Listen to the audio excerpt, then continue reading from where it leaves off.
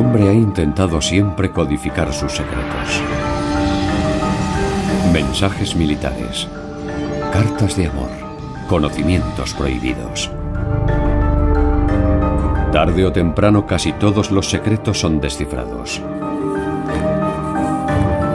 Pero entre los textos históricos codificados hay uno que destaca por encima de todos.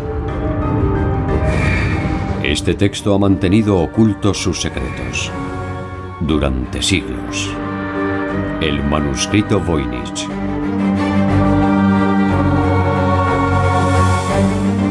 Es el libro más misterioso del mundo. Escrito por un autor desconocido en un alfabeto absolutamente único, está ilustrado con enigmáticas imágenes.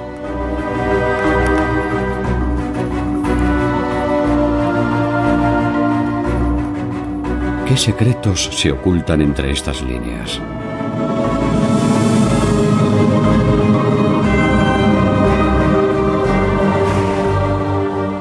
Una vez más, un experto ha aceptado el reto. Los materiales del manuscrito serán analizados por primera vez. Tal vez la tinta, los pigmentos o el pergamino proporcionen una clave para desvelar el enigma.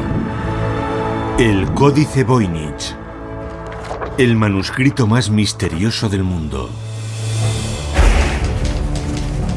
En el cuartel general del Servicio de Inteligencia Militar de Estados Unidos, un grupo de expertos ha descifrado el documento conocido como Código Púrpura japonés. William Frederick Friedman, el director del servicio, era uno de los mejores criptógrafos del mundo. Como entrenamiento, Friedman y su equipo descifraban documentos históricos cifrados. Una tras otra, todas las claves eran extraídas, pero un texto antiguo se resistía tenazmente a todos los intentos de descifrado. El manuscrito Voynich.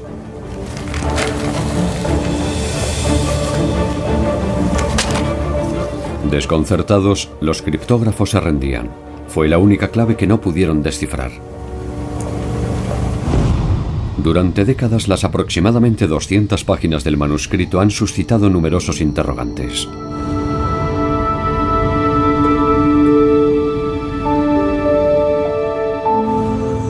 A comienzos del siglo XX, un marchante de arte de Nueva York visita la villa Mondragone, próxima a Roma.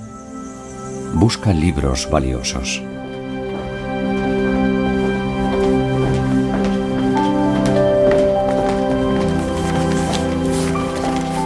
El nombre del marchante americano era Wilfrid Voynich.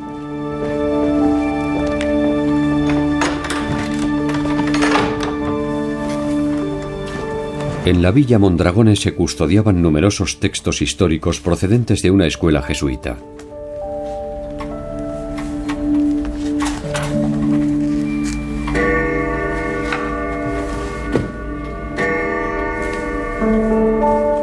Uno de los baúles que Voynich pudo revisar procedía del legado de uno de los eruditos más célebres del siglo XVII, Athanasius Kircher.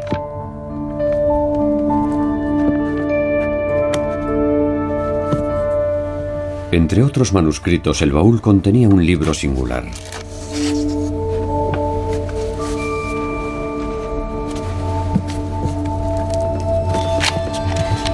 Voynich adquirió el manuscrito e intentó descifrarlo durante el resto de su vida.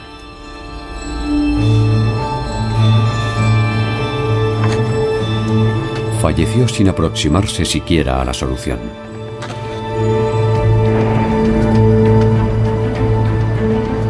Tras la muerte de Voynich, el volumen acabó en Yale, en la biblioteca Beinecke de libros raros y manuscritos.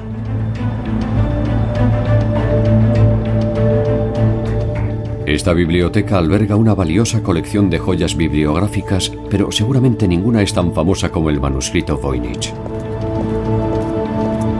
René Zambergen, uno de los mayores expertos en el manuscrito Voynich, lleva años trabajando en él. Buenas tardes. Buenas tardes. Vengo a ver el manuscrito Voynich. ¿Tiene autorización? Sí. Cuando vi por primera vez una ilustración del manuscrito Voynich, tuve la sensación de que podría descifrarlo, de que podría leerlo. Pero estaba equivocado, no pude descifrarlo, igual que le había pasado a muchos otros antes que a mí.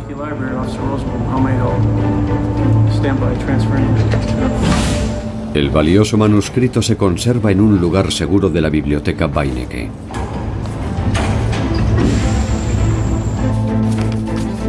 Por primera vez, Zandbergen puede examinar el original.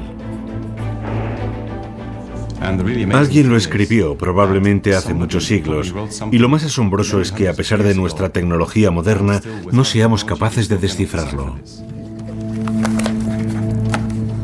En más de 200 páginas de pergamino se despliega un universo de 1 millón de detalles gráficos y más de 170.000 caracteres.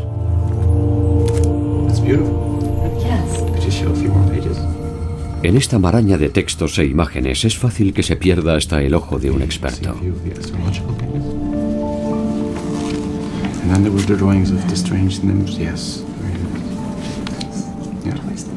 El manuscrito permite muchas interpretaciones diferentes.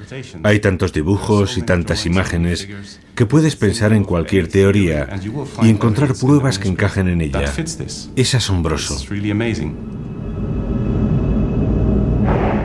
Una mirada más atenta hace que el manuscrito parezca menos confuso.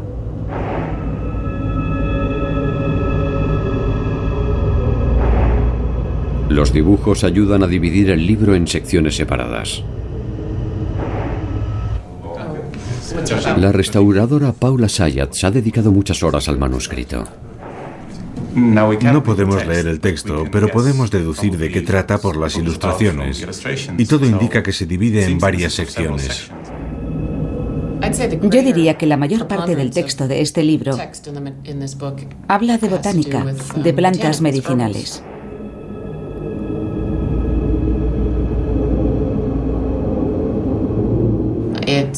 Es evidente que es un libro que habla de esas plantas. Muestra sus raíces, sus hojas, sus flores.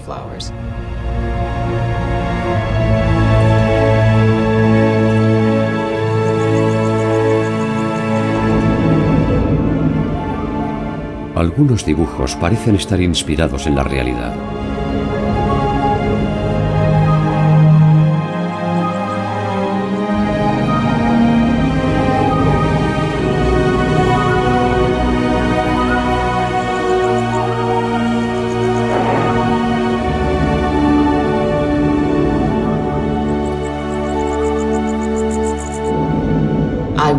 Seguramente habla de dónde puedes encontrar estas plantas. Y también de cómo crecen y para qué puedes usarlas. La medicina se basaba en las hierbas. Y otra parte importante de la ciencia de aquella época está incluida también en el libro. Las cartas zodiacales, las cartas astrales, es decir, el cielo. Hay páginas y páginas con dibujos astrológicos muy detallados y concretos, aunque, una vez más, no sabemos realmente lo que dice. Sus dibujos muestran paralelismos asombrosos con las formas naturales.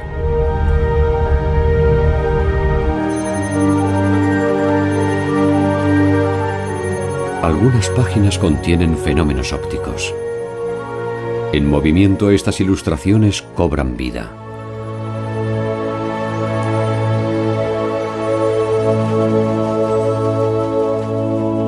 ¿Qué significa esta combinación de plantas y símbolos astronómicos? En la Edad Media, si querías un remedio de plantas medicinales, debías conocer tu signo del zodíaco. Y luego están las damas. Aparecen un poco más tarde. Mujeres retozando en lagos de agua cristalina. Estas escenas de baño son particularmente enigmáticas. Podrían dar pistas sobre el disfrute de baños medicinales o tal vez sobre el secreto de la fuente de la juventud. Otras ilustraciones parecen apoyar esta tesis. Luego está esta sección, hacia el final, que supongo que son recetas. Parece decirnos, así es como tienes que cortar las plantas que has visto en las páginas anteriores. Y así es como debes prepararlas y mezclarlas. No lo sé. Todo indica que es un texto sobre plantas medicinales o un libro de medicina.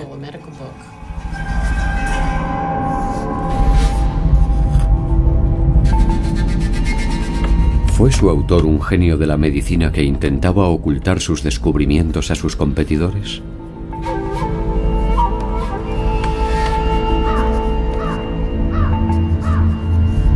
O tal vez intentaba ocultarlos a la Santa Inquisición, tan reacia a los nuevos conocimientos.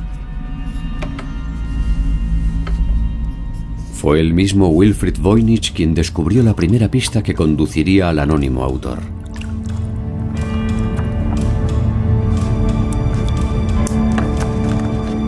Estaba haciendo copias del original cuando accidentalmente descubrió algo que había permanecido invisible hasta entonces.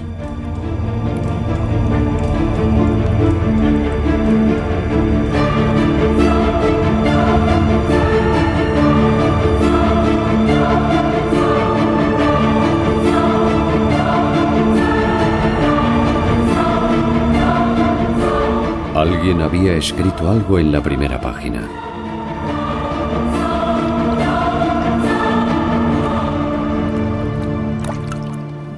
Las palabras habían sido raspadas del pergamino, pero bajo la luz ultravioleta los restos de tinta volvían a ser visibles.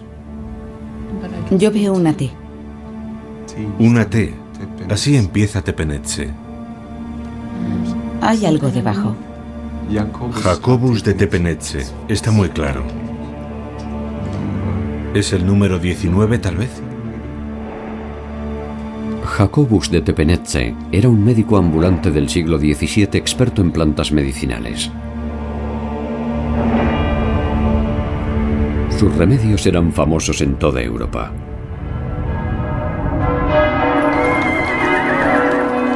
En 1608 fue invitado a Praga por el emperador Rodolfo II.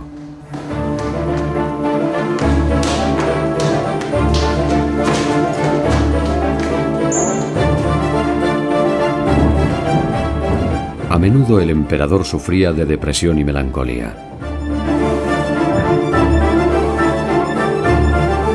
Los célebres remedios naturales de Tepenetze aliviarían las dolencias del monarca.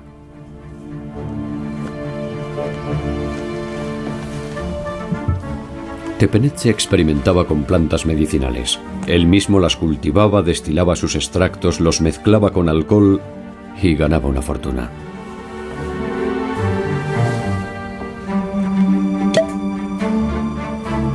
Al parecer, sus remedios alcohólicos consiguieron mejorar la salud del emperador.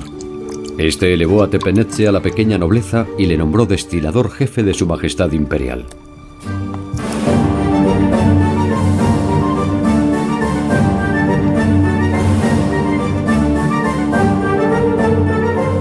Pero ¿por qué iba un médico a codificar sus recetas?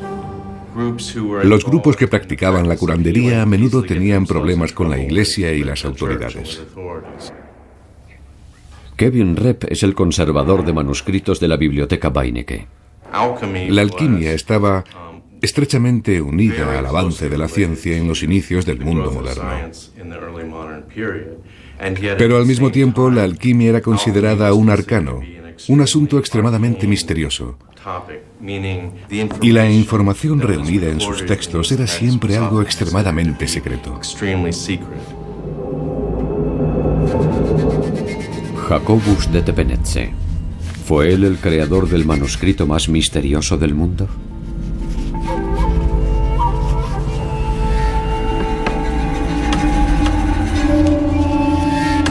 Al observar las ilustraciones de plantas, salta a la vista que la mayoría de ellas no corresponde a ninguna planta natural. Los detalles son desproporcionados, o recuerdan partes de la anatomía humana, o símbolos abstractos.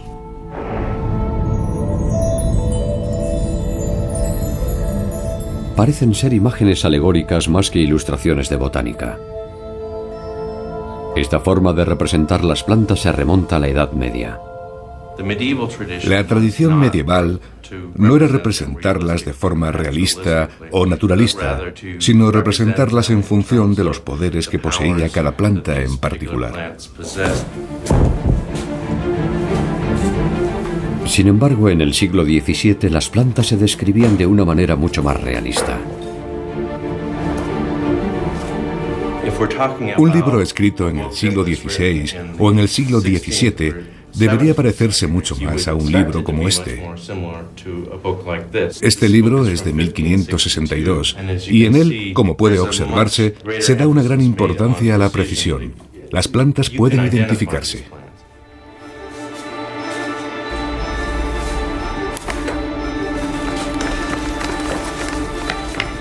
Estos aspectos de la historia del arte se ignoraban en la época de Tepenetxe. Él solo podría haber trabajado según el estilo de su época. Aunque su nombre aparezca en la primera página, es improbable que él fuera el autor.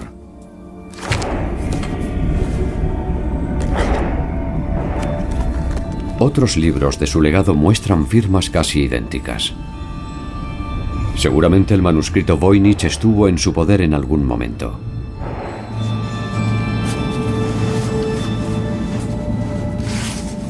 Pero este tuvo que ser escrito mucho tiempo antes. Una carta encontrada junto a él aportó una pista clave. Esta carta fue escrita en 1665 por el médico bohemio Johannes Marcus Marci a su buen amigo Athanasius Kircher de Roma, un científico que creía ser capaz de entender todos los idiomas del mundo. Marci le envió el libro para que lo tradujera. En esta carta descubrimos algo más sobre el pasado del manuscrito. Marci cuenta a su amigo que el emperador Rodolfo II habría comprado el libro por la suma de 600 ducados.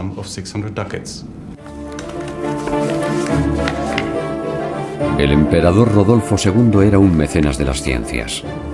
Pero en su época no existía diferencia alguna entre las ciencias naturales y la magia.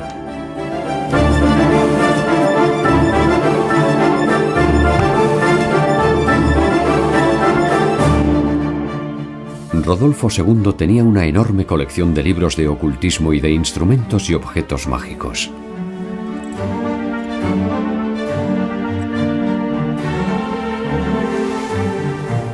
Gastaba sumas ingentes de dinero en su colección que incluía el manuscrito Voynich. A su muerte dejó tras de sí una gran deuda. Todo indica que Jacobus de Tepenetxe era uno de sus acreedores.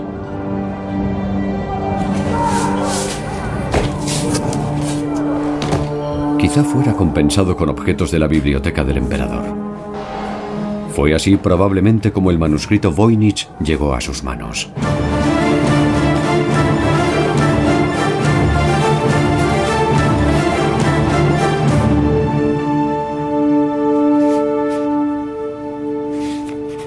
La carta al genio universal Athanasius Kircher contiene otra pista sobre el origen del manuscrito.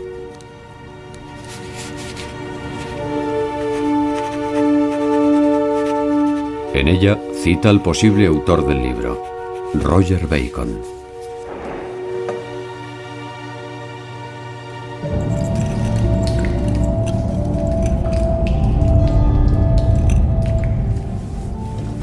Roger Bacon fue un famoso erudito y clérigo inglés del siglo XIII con un expresivo sobrenombre: Doctor Mirabilis, el Doctor Milagro.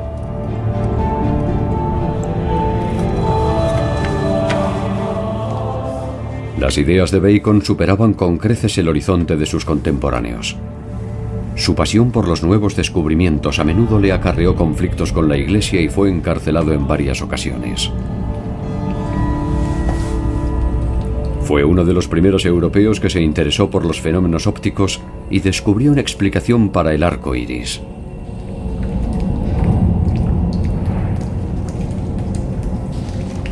También llevó a cabo experimentos sobre la reflexión y la refracción de la luz.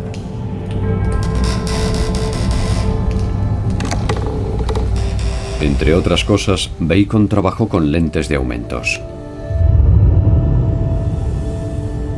Muchos dibujos de la sección astrológica del manuscrito Voynich recuerdan formas que normalmente solo pueden ser vistas bajo un microscopio.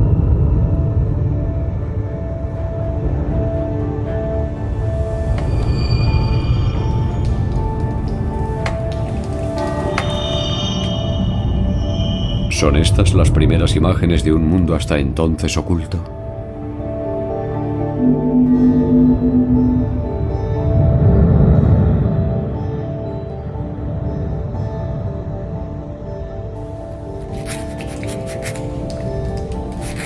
Eso explicaría su cifrado.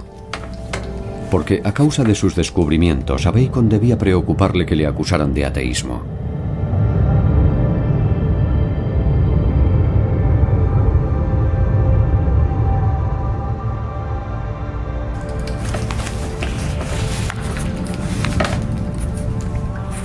Bacon experimentó con lentes para corregir los problemas visuales. ¿Pudieron alcanzar sus lentes un aumento mucho mayor?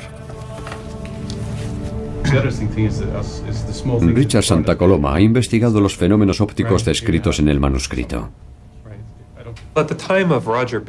En los tiempos de Roger Bacon, no existían microscopios capaces de mostrar las minuciosas observaciones que aparecen en el manuscrito.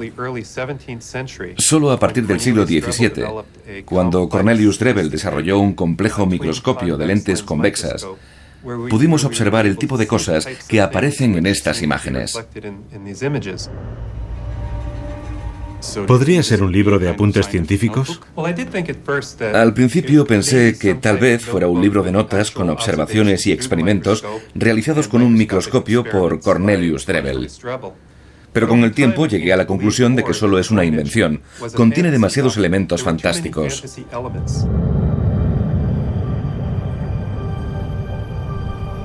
La mayoría de las ilustraciones parecen demasiado alejadas de la realidad.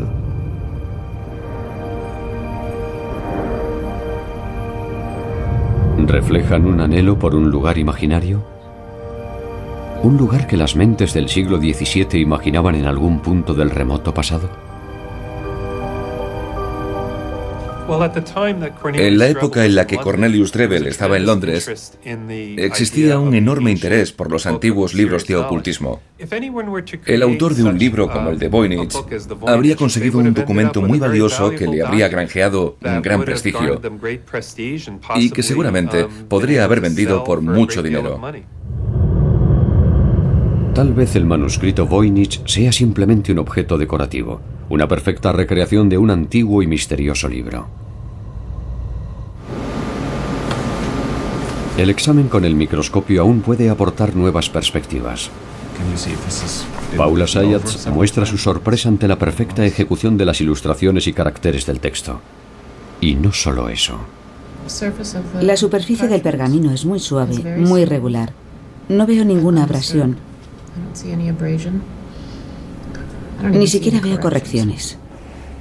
En otras palabras, 200 páginas de texto escritas sin el más mínimo error. Una hazaña casi inhumana. Esto levanta una sospecha. Solo hay una fuente de información acerca del descubrimiento del manuscrito. El mismo Wilfrid Voynich. Tal vez este exitoso marchante de libros antiguos creara de su propio puño un libro tan singular y extraordinariamente valioso.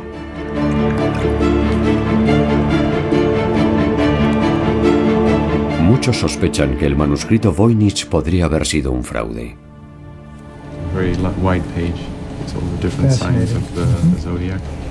Pero la ciencia moderna dispone de herramientas para averiguarlo. El experto en microscopía Joseph Barabe examinará el manuscrito. Su equipo y él han descubierto numerosas imitaciones. Para determinar si un manuscrito antiguo es auténtico o una falsificación posterior, ¿qué indicios buscáis? Lo primero que investigamos es si alguna de las técnicas utilizadas no es propia de la época. Pero sobre todo analizamos los materiales. Buscamos una página con buenos pigmentos. De acuerdo. Aquí hay muchas posibilidades. Todas tienen muy buen aspecto. El microscopio revela la belleza oculta del manuscrito.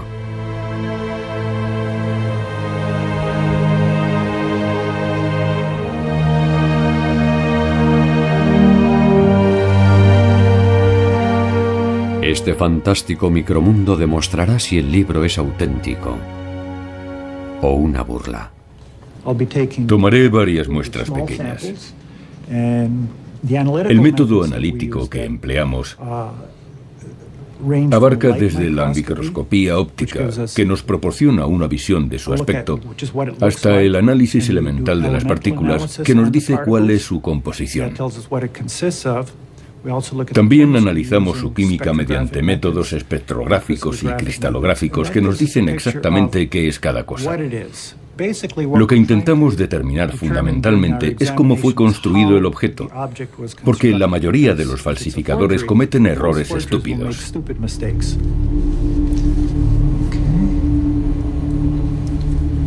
Tomaré una muestra de la superficie.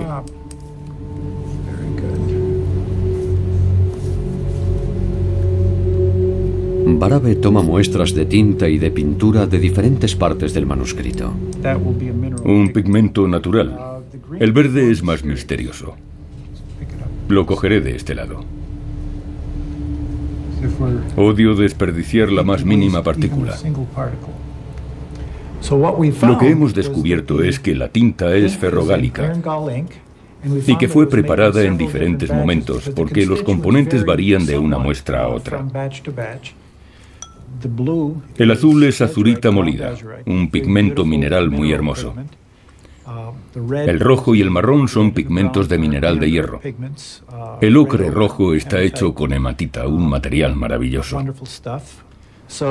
Podemos afirmar que los materiales con los que se escribió y pintó este documento son completamente adecuados para los siglos XV y XVI.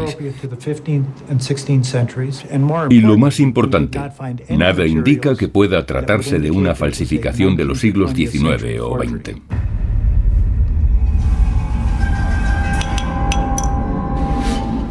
Las pinturas y las tintas han demostrado que el manuscrito Voynich es auténtico.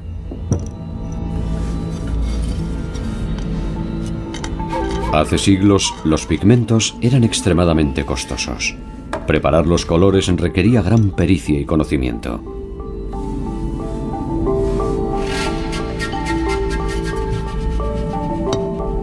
En muchos casos se utilizaba goma arábiga como aglutinante.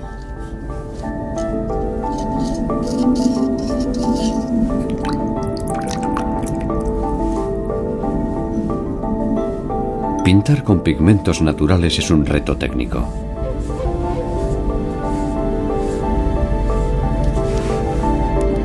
Los pigmentos cristalinos brillan más, pero son más difíciles de aplicar que los minerales finamente pulverizados.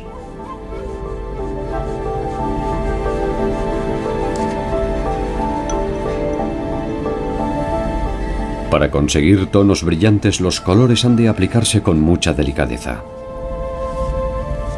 Su autor era sin duda un auténtico maestro.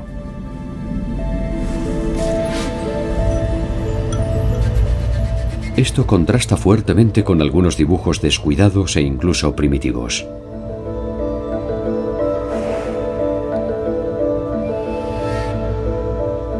Muchas figuras del manuscrito, como la del pequeño dragón o la mujer de sonrosadas mejillas, parecen ser obra de la mano de un niño.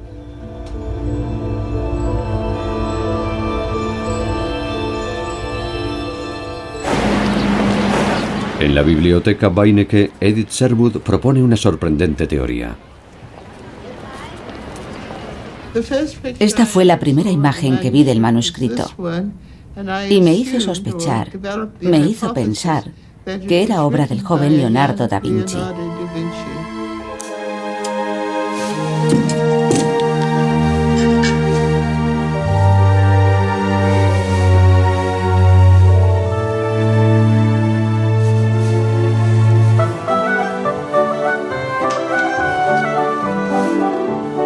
Leonardo fue un niño superdotado que creció en el seno de una familia acaudalada. Desde su más temprana infancia debió practicar el arte de la pintura y la escritura.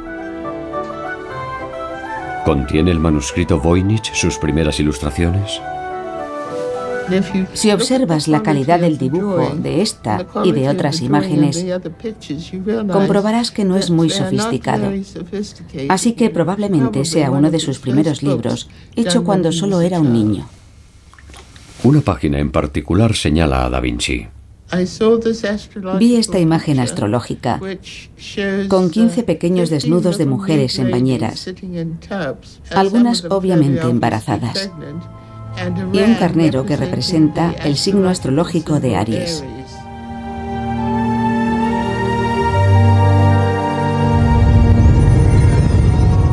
El símbolo de Aries podría representar el mes de abril. El carnero aparece rodeado de 15 mujeres visiblemente embarazadas. Si cada mujer representa un día, la ilustración podría significar 15 de abril. Las mujeres sujetan estrellas, símbolos del nacimiento. De una de las estrellas cuelga una cinta de rayas.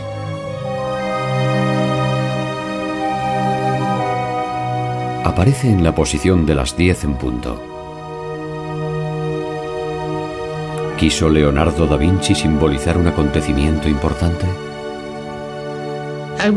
Tuve la impresión de que probablemente representaba la fecha del nacimiento de Leonardo da Vinci.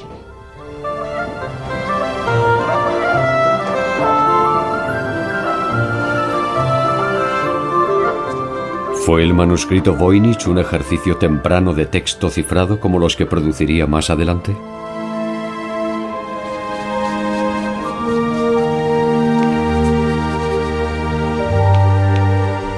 Leonardo fue un genio, uno de los más grandes artistas de la historia de la humanidad. Incluso a una temprana edad era un dibujante experto. Los dibujos del manuscrito no muestran señal alguna de su genio precoz, y no hay ninguna razón para pensar que pudiera ser uno de sus ejercicios juveniles. Paula Zayats está convencida. ¿Habría sido un libro muy caro? Sí, habría sido un libro muy caro. Los pigmentos, en especial los minerales, son de muy buena calidad. Eso es algo que evidencia el hecho de que aún aparecen claros y brillantes.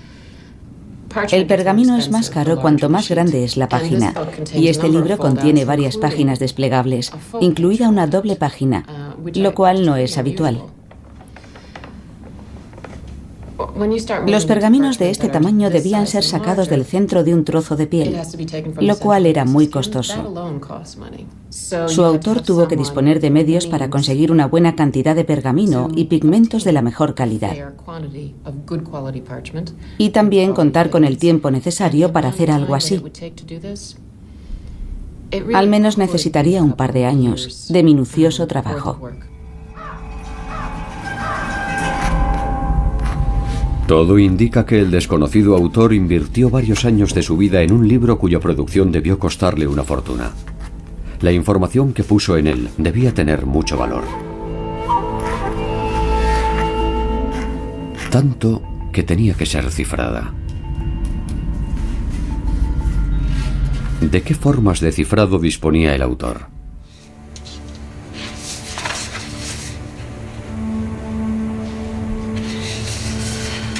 Un experto en la historia del cifrado, Gerhard Strasser, tiene la respuesta.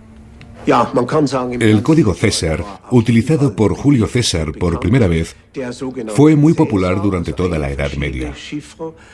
Era un cifrado por desplazamiento en el que el alfabeto se desplaza hacia adelante 4 posiciones, de forma que A se convierte en D, B se convierte en E, y así sucesivamente. Es sencillo de usar e igualmente sencillo de descifrar. El código César es el método más simple. Tan solo hay que descubrir cuántas letras se ha desplazado el alfabeto. Descifrarlo requiere un máximo de 25 intentos. No era nada seguro. Por ello, en torno a 1330, la corte papal intentó crear un nuevo libro de claves. En este libro de claves, palabras estratégicas, palabras clave como papa, iglesia o rey, eran reemplazadas por una única letra.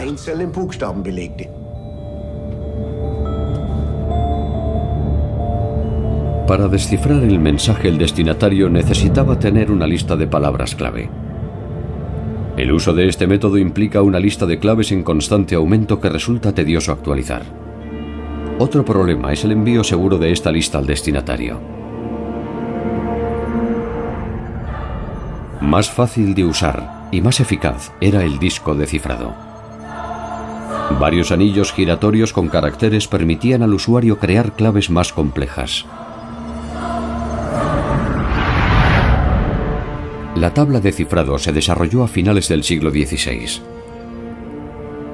Desde una perspectiva moderna, todos estos métodos resultan bastante simples. ¿Los antiguos sistemas siguen planteando problemas o podemos descifrarlos fácilmente? Hoy, con los análisis de alta frecuencia y los métodos de descifrado que utilizan medios informáticos, podemos descifrar fácilmente textos del siglo XVII, incluso del siglo XVIII. Pero para hacerlo, necesitamos una extensión mínima.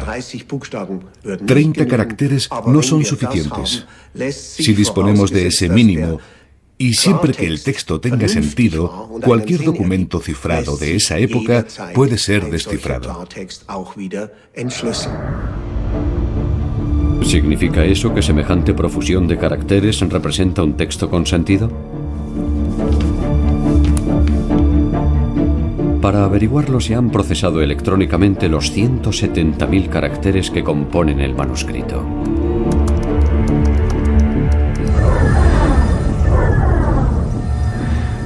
De esa manera puede compararse el patrón de distribución de cada carácter con los patrones conocidos de las lenguas naturales.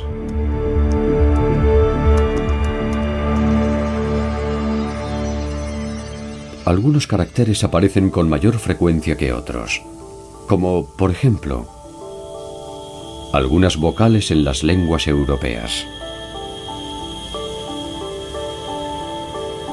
Sin embargo, la mayoría de los elementos del texto Voynich no se corresponden con los patrones fonéticos de ningún lenguaje natural.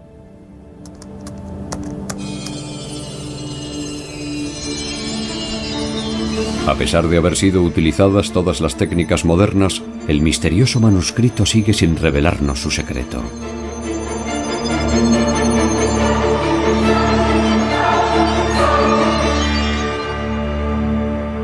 Permanece indescifrado.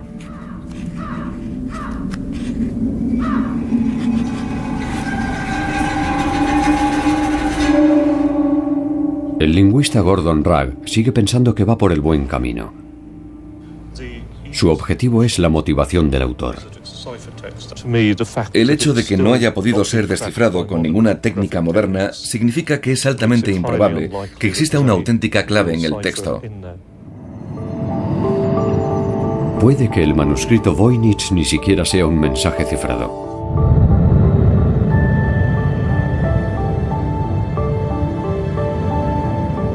Los patrones de distribución que ha descubierto Gordon Ragg apuntan en otra dirección. Algunas de sus características son muy poco frecuentes en términos de lenguajes humanos, pero son lo que esperarías si alguien creara algo artificialmente intentando aparentar un lenguaje. Gordon Ragg sospecha que el autor pretendía simplemente crear la impresión de que el libro contenía algo misterioso. Con ese propósito pudo haber utilizado códigos históricos.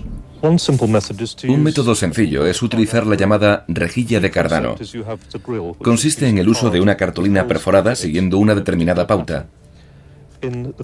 La cartulina se coloca sobre un texto y revela el mensaje oculto a través de los agujeros. Pero también puede usarse para crear textos sin sentido, simplemente poniéndolas sobre la mesa, leyendo la palabra que aparece en los agujeros, escribiéndola y moviéndola de nuevo para generar otra palabra, moverla otra vez, así una y otra vez hasta terminar el proceso. Usando este método, puedes crear un texto sin sentido con mucha rapidez, tan rápido como seas capaz de escribir. ¿Podría ser esta la explicación de por qué aún sigue indescifrado? Pero ¿quién crearía un libro semejante? Pudo ser un aventurero isabelino llamado Edward Kelly.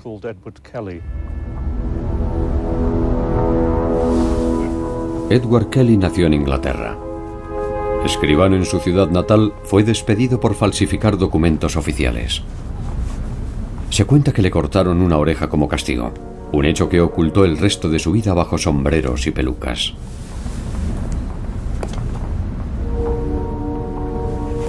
Kelly abandonó Inglaterra a finales del siglo XVI y viajó por Europa fingiendo ser un sabio.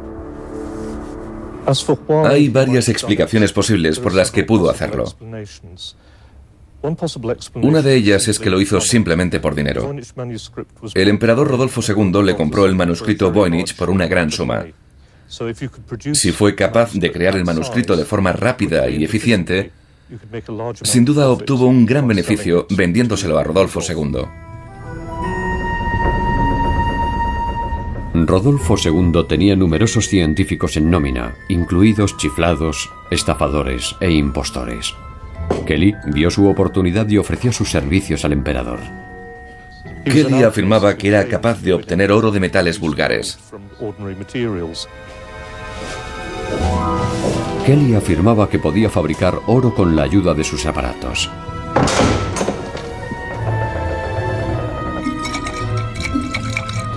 Para poner a prueba sus habilidades, el emperador Rodolfo hizo revisar sus herramientas y encerró al alquimista en una habitación.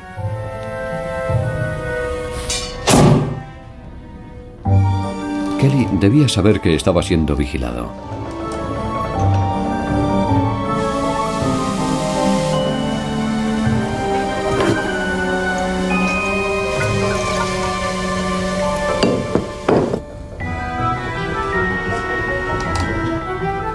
Sus misteriosos experimentos nunca produjeron oro, pero no era necesario. Kelly introdujo a escondidas una pequeña pepita de oro en la habitación. Impresionado, el emperador contrató a Kelly.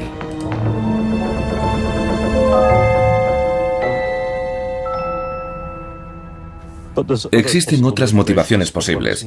Que alguien creyera que los ángeles le hablaban, por ejemplo, y quisiera registrar sus palabras místicas.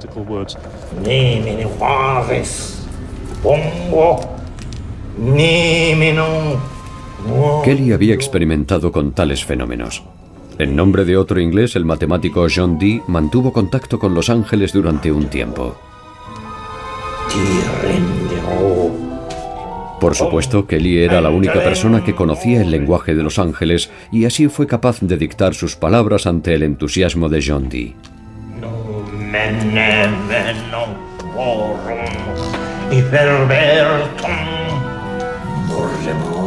Kelly usaba una escritura especial que leía en una tabla mágica.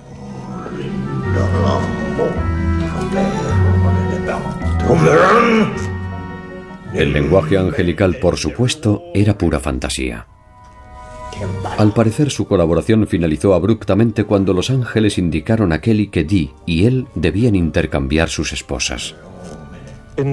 Kelly tenía los medios, el móvil y la oportunidad, y la personalidad para este fraude.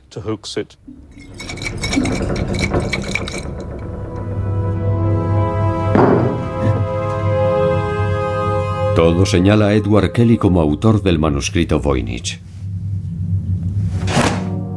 Con anterioridad había inventado un idioma falso.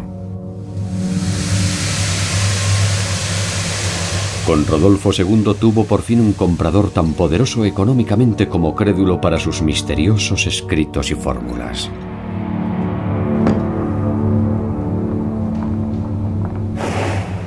Hoy, por primera vez, podremos condenar al embaucador del siglo XVI gracias a las modernas tecnologías. Greg Hodgins, de la Universidad de Arizona, tomará varias muestras del manuscrito Voynich.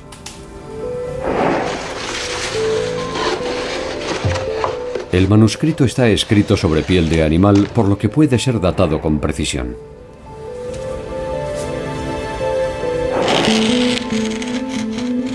Como cualquier material orgánico, el pergamino puede ser sometido al método de datación por radiocarbono.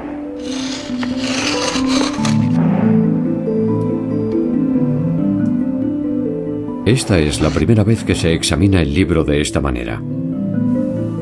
Debido a que se necesitan muestras relativamente grandes, el análisis por radiocarbono fue rechazado durante mucho tiempo. Pero ahora, por fin, será posible determinar con precisión cuál es la edad de este misterioso manuscrito.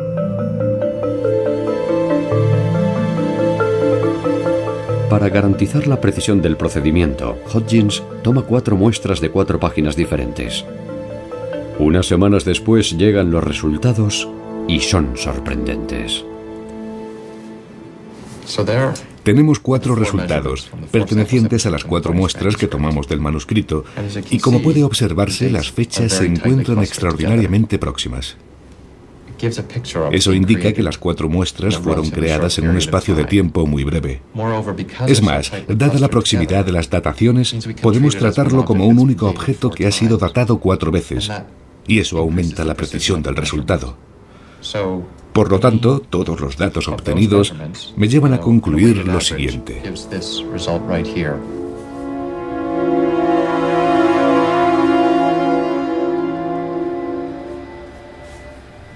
Podemos decir con un 95% de seguridad que fue creado entre los años 1404 y 1438 después de Cristo.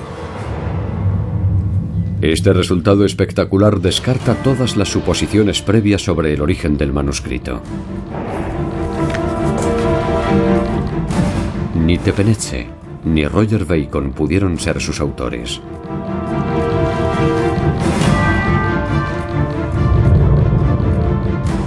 Leonardo da Vinci nació medio siglo después. Hasta Edward Kelly tiene ahora una firme coartada. Su vida transcurrió 1 siglo y medio después. Ninguna de las teorías existentes suponía que el manuscrito pudiera haber sido creado en el siglo XV. Todos los métodos de análisis actuales han sido aplicados al manuscrito Voynich. Fue escrito alrededor de 1420. Esto hace que un detalle de su contenido cobre un nuevo significado. En más de 200 páginas llenas de fantásticas imágenes, solo hay una representación realista de una ciudad. Una ciudad con torres, murallas y torrecillas. Las murallas están coronadas con las denominadas almenas cola de golondrina.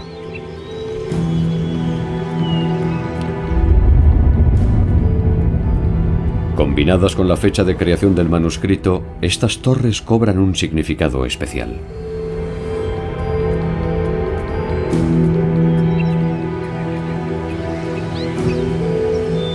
Más adelante, las almenas cola de golondrina fueron comunes en toda Europa, pero a comienzos del siglo XV solo existían en el norte de Italia. Durante el periodo renacentista, el norte de Italia fue una de las regiones más ricas e influyentes del mundo occidental.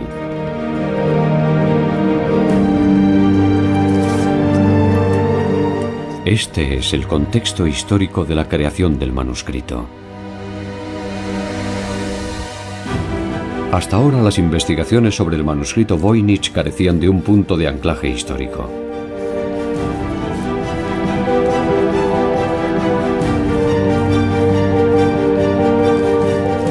Nadie sabía en qué momento o región debía comenzar la búsqueda. Ahora eso ha cambiado. Sabemos dónde buscar.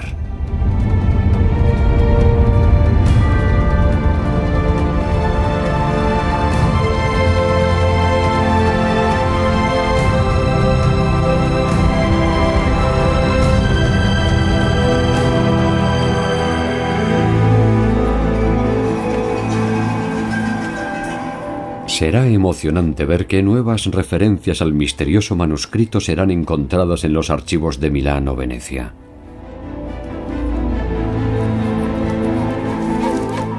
Conocer la fecha de su creación es un paso decisivo que aumenta nuestras posibilidades de descifrarlo algún día. El manuscrito Voynich sigue siendo lo que ha sido durante los últimos 600 años. Un juego de espejos que reflejan nuestra imaginación y nos impiden vislumbrar sus más íntimos secretos.